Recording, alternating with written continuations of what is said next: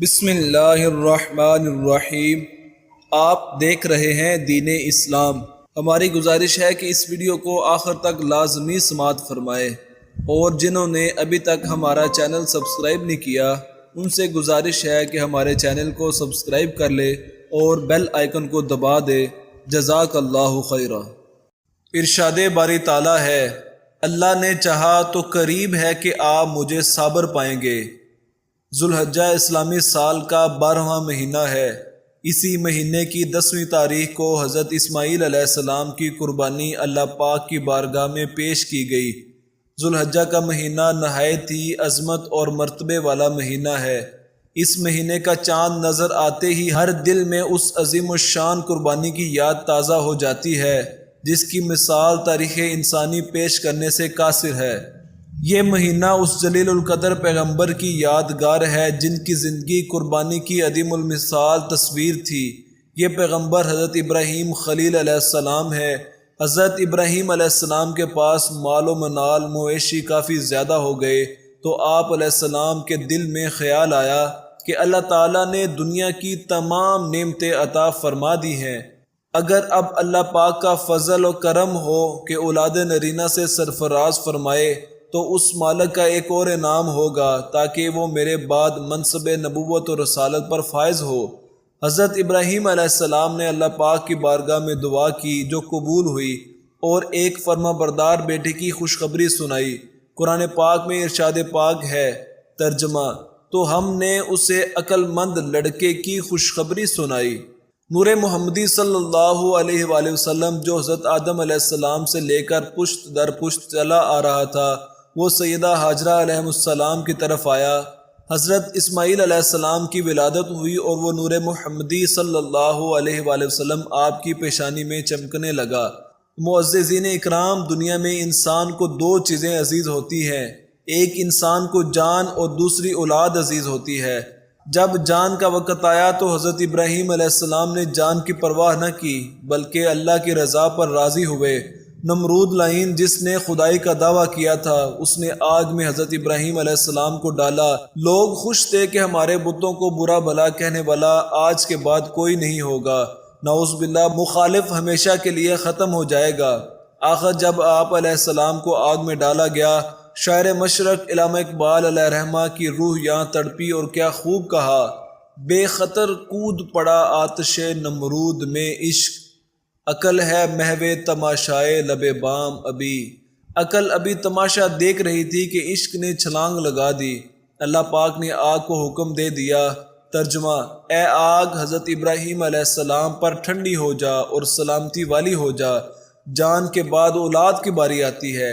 ایک روایت میں ہے کہ حضرت ابراہیم علیہ السلام نے ذوالحجہ کی پہلی شب کو خواب دیکھا جس سے آپ کو ندا دی جا رہی ہے کہ اے ابراہیم علیہ السلام اپنے رب کی بارگاہ میں قربانی کرو۔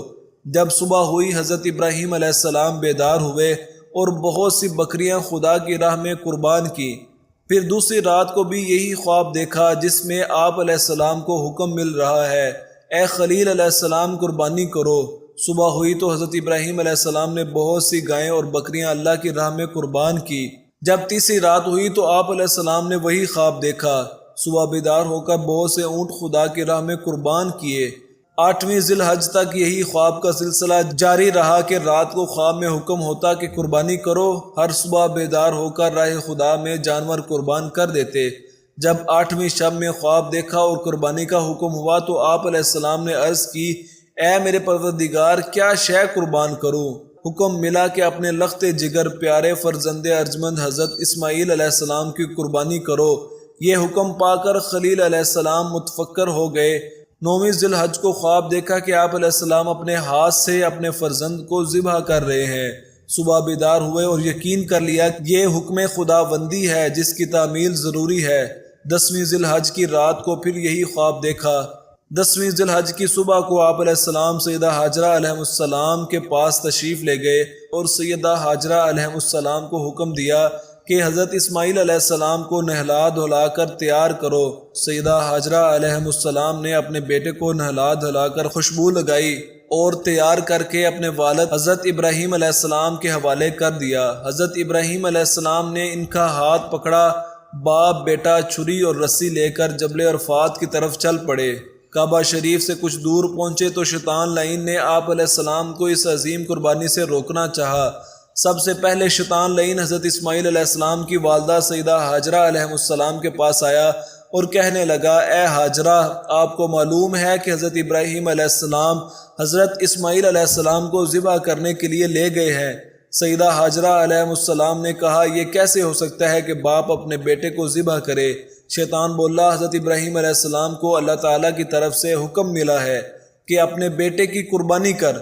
سیدہ ہاجرہ علیہ السلام نے کہا، اے شخص، اگر خدا کا حکم اسی طرح ہے تو میں اور میرا بیٹا خدا کے حکم پر راضی ہیں۔ شیطان جب مایوس ہو کر واپس ہوا تو حضرت اسماعیل علیہ السلام کے دل میں وسوسہ ڈالنے لگا۔ قریب جا کر کہا، تجھے تیرے والد ذبح کرنے کے لیے لے جا رہے ہیں۔ حضرت اسماعیل علیہ السلام نے فرمایا، کیوں؟ شیطان نے کہا، وہ سمجھتے ہیں کہ اللہ تعالیٰ نے انہیں ایسا کرنے کا حکم دیا ہے۔ حضرت اسماعیل علیہ السلام نے جواب دیا، اگر اللہ تعالیٰ میری جان کی قربانی قبول فرما لے تو میرے لیے اس سے بڑھ کر کیا سعادت ہوگی؟ شاعر نے کیا خوب کہا، جان دی ہوئی اسی کی تھی، حق تو یہ ہے کہ حق ادا نہ۔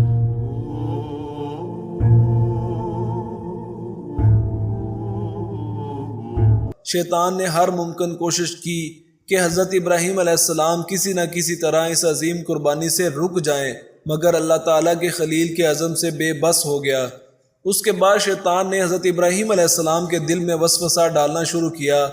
حضرت ابراہیم علیہ السلام اللہ پاک کے خلیل تھے، فوراً پہچان گئے کہ یہ کارنامہ شیطان کا ہے جو اس عظیم قربانی سے روکنے کا مشن پورا کر رہا ہے۔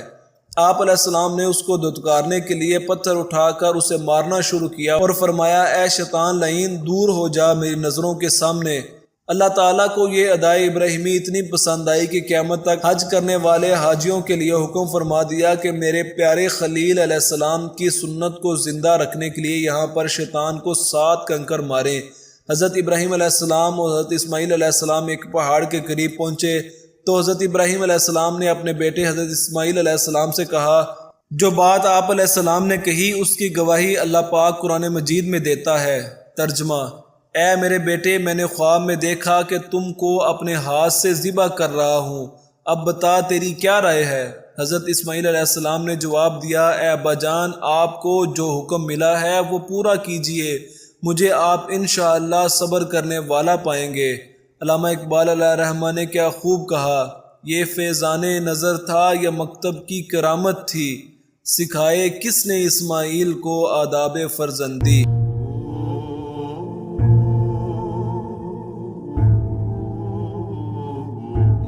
جب باپ بیٹا دونوں رضائے الہی پر راضی ہو گئے تو باپ نے بیٹے کو زمین پر جبین کے بل لٹایا۔ قرآن مجید میں ارشاد باری تعالیٰ ہے۔ ترجمہ، جب وہ دونوں تیار ہو گئے تو باپ نے بیٹے کو پیشانی کے بل لٹا دیا۔ چھری چلانے سے پہلے بیٹے نے کہا، ابا جان، میری کچھ وصیتیں ہیں، قبول فرمائے۔ وہ وصیتیں یہ تھیں، ابا جان، پہلی وصیت تو یہ ہے کہ میرے ہاتھ پاؤں رسی سے باندھ دیں تاکہ اگر میں تڑپوں تو آپ کے لباس پر خون کا چھینٹا نہ پڑے۔ ذبح کرنے سے پہلے چھری کو تیز کر لینا تاکہ یہ فریضہ ادا کرنے میں تاخیر نہ ہو جائے۔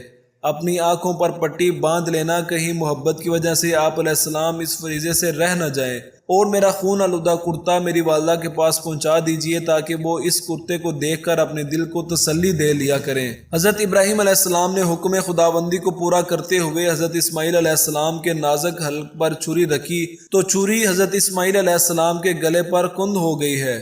بار بار چھری چلائی گئی مگر ایسا ہی ہوا۔ حضرت ابراہیم علیہ السلام نے چھری کو ایک پتھر پر دے مارا، پتھر کو چھری نے 2 ٹکڑے کر دیے۔ حضرت ابراہیم علیہ السلام نے چھری سے مخاطب ہو کر فرمایا، کیا وجہ ہے کہ اتنے نرم و نازک گلے کو بھی نہیں کاٹتی؟ چھری پکار اٹھی، اے اللہ تعالیٰ کے خلیل علیہ السلام، جس وقت آپ علیہ السلام کو آگ میں ڈالا گیا تھا تو آگ نے آپ علیہ السلام کو کیوں نہ جلایا؟ حضرت ابراہیم علیہ السلام نے فرمایا کہ آگ کو اللہ پاک نے حکم دیا تھا کہ وہ نہ جلائے۔ چھری نے عرض کیا، اے حضرت ابراہیم علیہ السلام، آگ کو تو ایک دفعہ حکم ہوا کہ نہ جلانا، مجھے تو 70 مرتبہ حکم مل چکا ہے کہ اسماعیل علیہ السلام کے حلقوم کو نہ کاٹنا۔ حضرت ابراہیم علیہ السلام نے جب حضرت اسماعیل علیہ السلام کے حلقوم پر چھری چلائی گلے پر چھری چلنے سے پہلے حضرت جبرائیل امین علیہ السلام جنت سے ایک مینڈا لے آئے، اس کو نیچے رکھ دیا اور حضرت اسماعیل علیہ السلام کو اٹھا لیا۔ مینڈا ذبح ہو گیا تو اللہ تعالیٰ کی طرف سے آواز آئی، ترجمہ: بے شک ہم نے پکارا اے ابراہیم، تو نے خواب سچ کر دکھایا، ہم نیکوں کو یوں ہی جزا دیتے ہیں، بے شک یہ صرف آزمائش ہے، ہم نے اس کا فدیہ ذبح عظیم کے ساتھ کر دیا اور اسے بعد والوں میں باقی رکھا۔ حضرت ابراہیم علیہ السلام کی قربانی اللہ تعالیٰ نے قبول فرما لی اور اسے یادگار کے طور پر قیامت تک باقی رکھا۔ اب ہر سال اس کی یاد کو تازہ کیا جاتا ہے۔ اللہ تعالیٰ ہم سب مسلمانوں کو قربانی کرنے کی توفیق عطا فرمائے، آمین۔